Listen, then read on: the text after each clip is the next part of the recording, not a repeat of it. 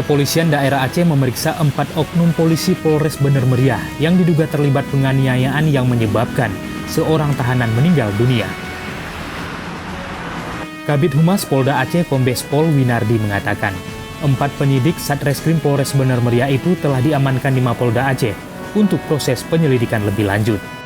Penganiayaan yang dilakukan oleh oknum anggota polisi yang terjadi di Bener Meriah, bahwa kita Polda Aceh melakukan tindakan tegas kepada oknum yang diduga melakukan kekerasan tersebut.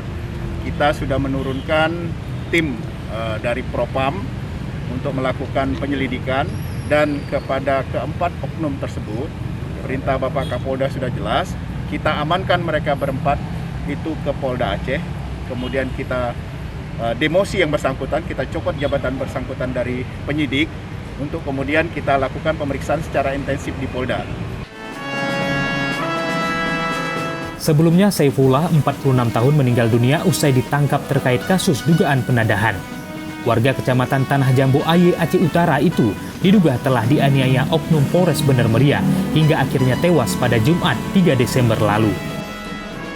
Dari Banda Aceh, Tim Liputan Aceh Video melaporkan.